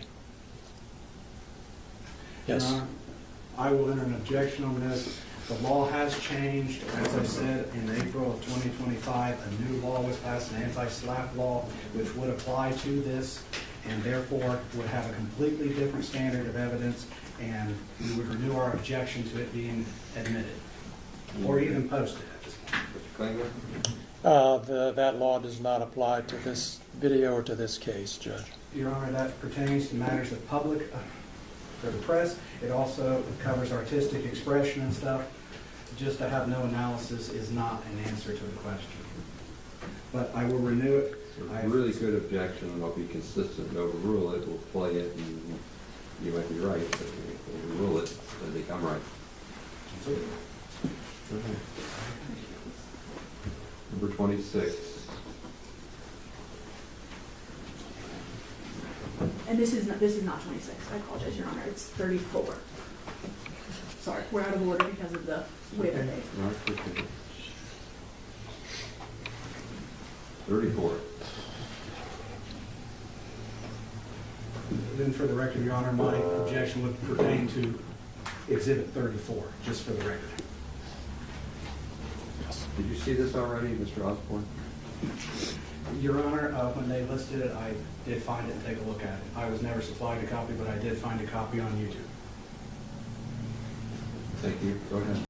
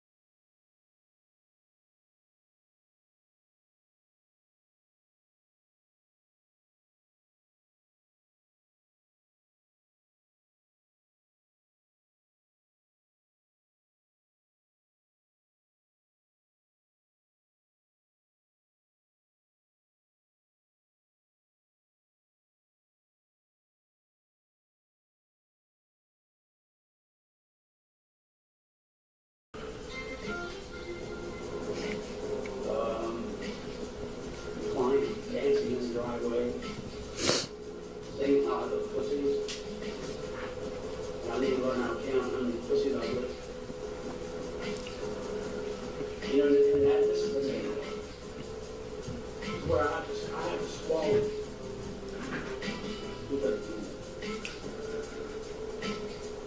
Thing is being said, are you pretend looking one of Lisa Phillips, pussy licking Phillips, and I'd be at Walmart. You called a guy and your voice. They're asking you, how do you like that? Like a female or a guy asking you out of vagina? I don't know. Unless anything, and have me on the page. Obviously, I haven't had sex since I was a child. Well, I got that, yeah. They didn't make money off of it.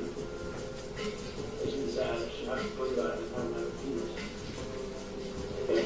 I was on my way to work one morning. Our companion was stopped at the stop sign. Commissioners had contracted a crew that was working with the companion. I get hollered, Lieutenant Lisa Phillips. No one calls or even has been working. Get a holler from Lieutenant Lisa Phillips. Pussy licking. Not a pretty cop, not a thief. Not sure it'll happen. There's lines of videos you can send to me. I feel weak because I can't keep it. Yeah.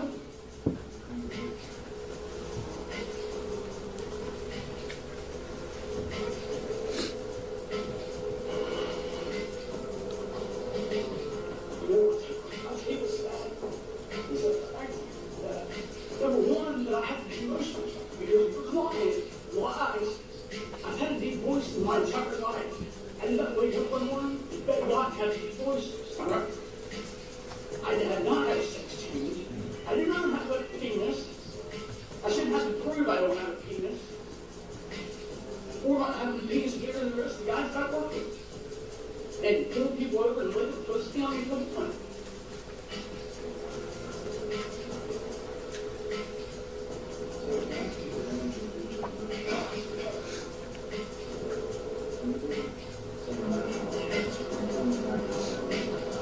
Look at me in the face. Tell me what. What is it? Text me. Obviously, it's right here.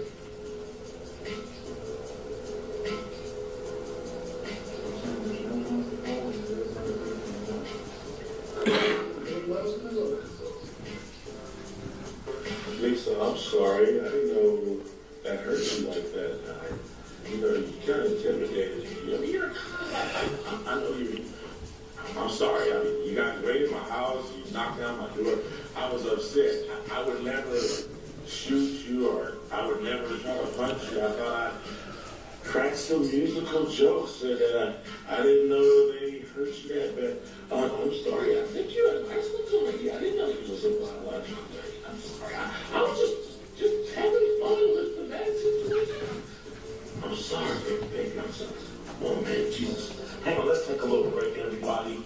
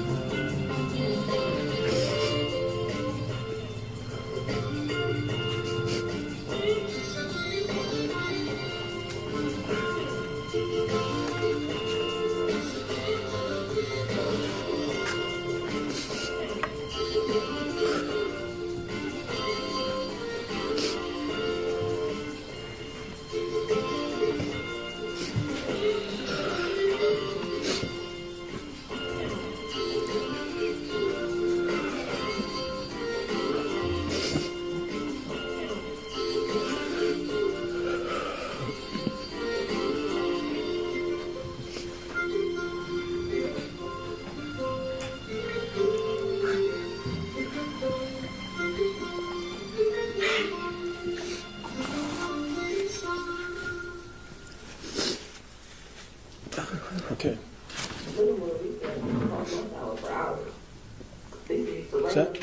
Is this part of it?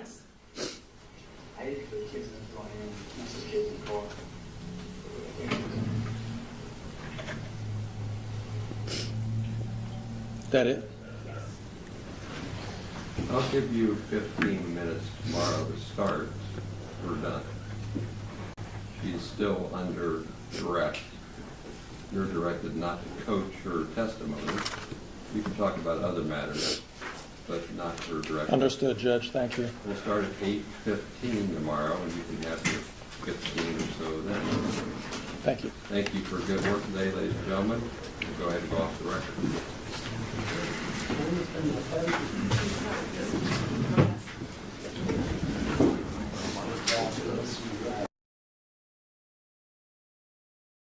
Wake up for the evening team. I used to do morning